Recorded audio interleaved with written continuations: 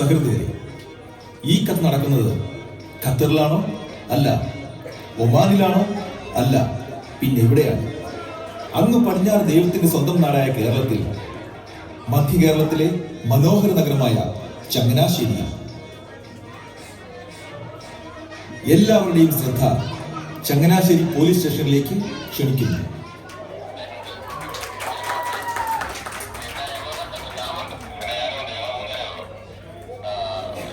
എടോ P C sir. എടോ താനിത് എവിടെയായിരുന്നോ? ഞാൻ ചായ വാങ്ങിക്കാൻ പോയത് സാറേ. ഇന്നാ ചായ കുടി. എടോ ഇന്ന് പുതിയ CI ജോർജ് സാറ് ചാർജ് എടുക്കൂല്ലടോ. അയാളിപ്പം എത്തും.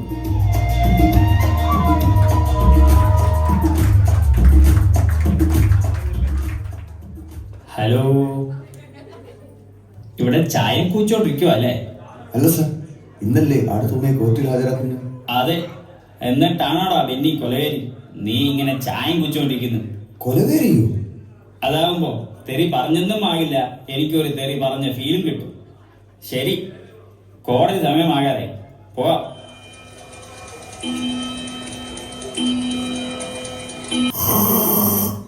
വിളിക്കാം.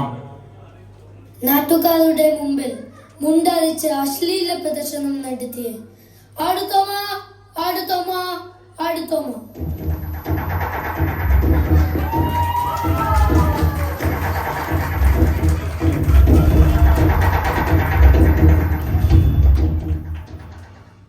കോടതി മുമ്പാകെ സത്യം മാത്രമേ ബോധിപ്പിക്കൂ. തോമ കള്ളം പറയാറില്ല. അപ്പോ തൊഴിൽ ആടുവട്ടായിരിക്കും. ആട് വിട്ടില്ല, മുട്ടനാടന്റെ ചങ്കലെ ചോര കുടിക്കും. അതാണ് എന്റെ ജീവൻ റോളം. ക്ഷീരമുള്ളോരകിടിൻ ചുവട്ടിലും ചോര തന്നെ കൊതുകിനു കൗതുകം. ഉഷ്ണമുഷ്ണേന ശാന്തി കൃഷ്ണ, ലൈലയുടെ മസാജും ആട്ടിൻ ചോരയും. ഇതാണ് എന്റെ ആരോഗ്യ രഹസ്യം. എന്താ തോമ, കേസിനെ പറ്റി എന്തെങ്കിലും പറയാറുണ്ടോ? അത് സാറേ, മുണ്ട് വലിച്ചടിക്കുക എന്നതാണ് എൻ്റെ ഒരു ഹൈലൈറ്റ്. അതാണ് എൻ്റെ സ്റ്റൈലും. ആകെയുള്ളൊരു നിക്കറിട്ട് കിടന്നുറങ്ങിയ എൻ്റെ നിക്കറും എടുത്തുകൊണ്ട് അപ്പൻ പോയി. ഇതറിയാതെ മുണ്ട് കൊടുത്ത് ജംഗ്ഷനിൽ പോയി ഞാൻ മുണ്ട് വലിച്ചടി തുടങ്ങി. ഉള്ള മാനവും പോയി, നാട്ടുകാരുടെ സ്ഫടികവും കണ്ടു. സകലകല വല്ലഭൻ, പക്ഷേ വകതിരിവ് വഠപൂജ്യം. അടുത്ത കേസ് വിളി. താൻ പോയി വകതിരിവ് പഠിക്കും.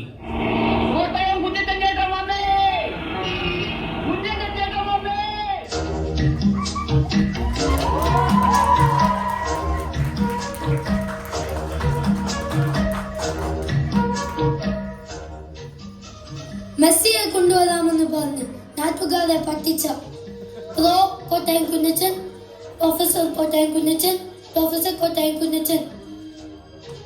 ചതി ചതി വരാമെന്ന് പറഞ്ഞിട്ട് മെസ്സി ചതിച്ചാശാനെ. അതെ, ഈ പ്രോ എന്ന് വെച്ച പ്രൊഫസർ അല്ല, പ്രൊപ്രൈറ്റർ, ഉടമസ്ഥൻ എന്ന് പറയും. ഇംഗ്ലീഷ് വലിയ പിടിയില്ലല്ലയോ? Order order. എനിക്ക് 2 പൊറോട്ടയും ഒരു മുട്ടക്കറി. എന്ത്? അല്ല, ഓർഡർ എടുക്കുക അല്ലായിരുന്നോ? കുഞ്ഞച്ചോ. ഓ, കോടതി മുമ്പാകെ സത്യം മാത്രമേ ബോധിപ്പിക്കൂ. അതെന്നാ വർത്താനാന്നേ. ദേവൻ തമ്പുര ഇറങ്ങി വന്നാലും കുഞ്ഞച്ചൻ കള്ളം പറയുകയല്ല. ഷെടാ, ഇത് വലിയ ഇടങ്ങേറായല്ലോ. തനിക്ക് എന്തെങ്കിലും പറയാനുണ്ടോ? മെസ്സി ചതിച്ചതാ സാറേ. ലുസൈൽ സ്റ്റേഡിയത്തിലെ ഫൈനലിൽ പെനാൽറ്റിയിൽ ഷൂട്ട് ചെയ്യാനാവാതെ വിയർത്ത് പകച്ചു നിന്നപ്പോ ഗോൾ പോസ്റ്റിന് പുറകിൽ ചെന്ന് ഫ്രാൻസിന്റെ ഗോളിയോട് ബോളിൽ തൊട്ടാ പൂളിക്കളയും എന്നൊരൊറ്റ ഡയലോഗ്. എന്നിട്ട് കളി ജയിച്ചപ്പോ കുഞ്ഞച്ചൻ ചേട്ടനെ മറക്കത്തിൽ ഒരിക്കലും എന്ന് പറഞ്ഞവനാ ആ മെസ്സിയാ സാറേ എന്നോട് ഇത് ചെയ്തത്. സാറാണെങ്കിൽ സഹിക്കുവോ? അത് ഞാൻ ചോദിച്ചോളാം.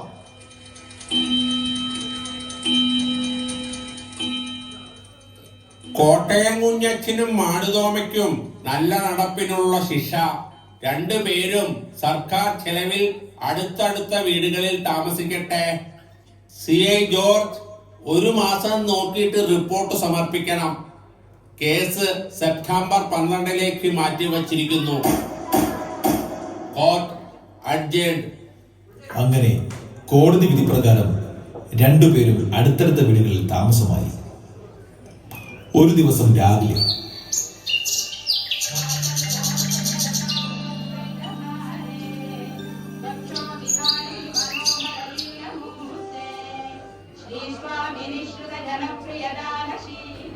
ലൈല, എടി ലൈല, എന്താ തോമച്ചായ? ദീർഘനാശകരുടെ വേദന നീ ഒന്ന് തിരുമിക്കോ. അച്ചായൻ കിടന്നു. ഞാൻ എണ്ണ എടുത്തോണ്ട് വരാം.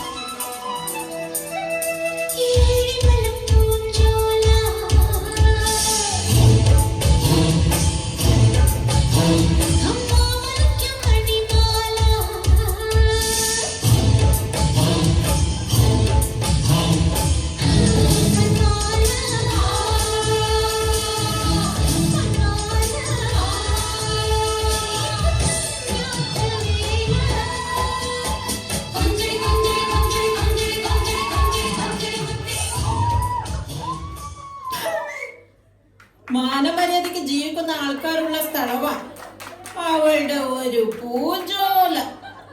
ഇന്നത്തോടെ നിർത്തിക്കൊള്ളണം. അല്ലെങ്കിൽ നീ എന്നാ ചെയ്യും? അങ്ങേരെ ഹസ്ബൻഡാ.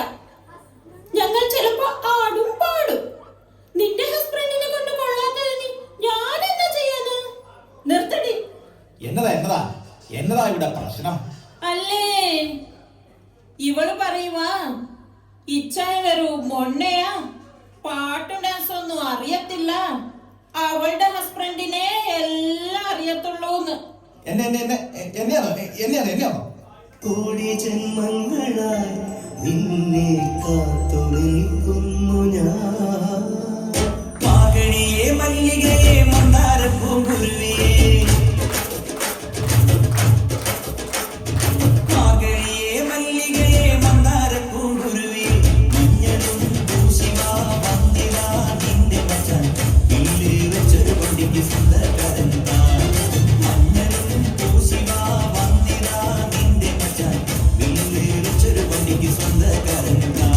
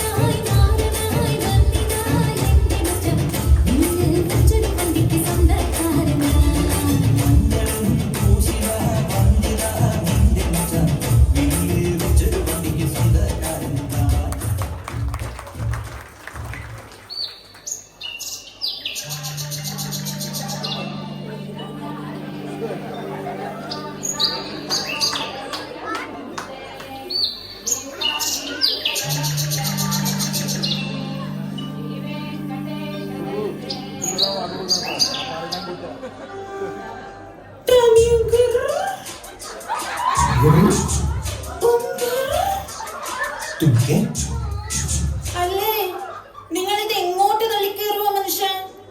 അവളുടെ ഒരു ഡാമിയാങ്കർ. എടി നിന്റെ ഡാമിയാങ്കറൊക്കെ നിന്റെ ഹസ്ബൻഡിനെ കാണിച്ചാ മതി. ഇതിയാനുള്ള ഗിറൊക്കെ എന്റെ കയ്യിലുണ്ട്. അമ്മടി നിന്റെ പോരാനിട്ടായിരിക്കും അത് ഞാൻ ഇങ്ങോട്ട് കയറി വരുന്നേ. കെട്ടിയോനെ മര്യാദക്ക് നിർത്തിക്കോണം, ഇല്ലെങ്കിൽ തോമച്ചാന്റെ കൈക്ക് പണിയാകും.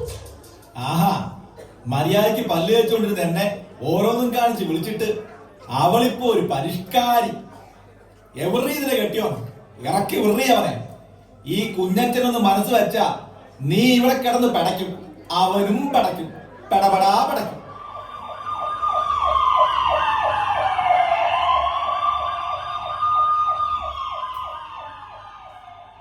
ഹലോ,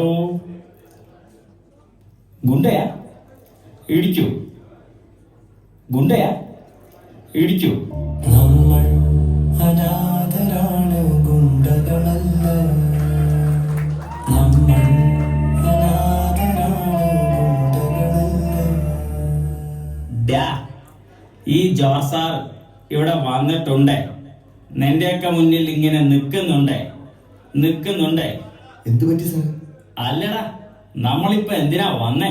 സാർ, തോമാടെ അച്ഛന്റെ ആ എടാ തോമ, നിന്റെ അപ്പനും നീയും എന്നതാടാ പ്രശ്നം? അയാളതെ വന്നിട്ടുണ്ട്.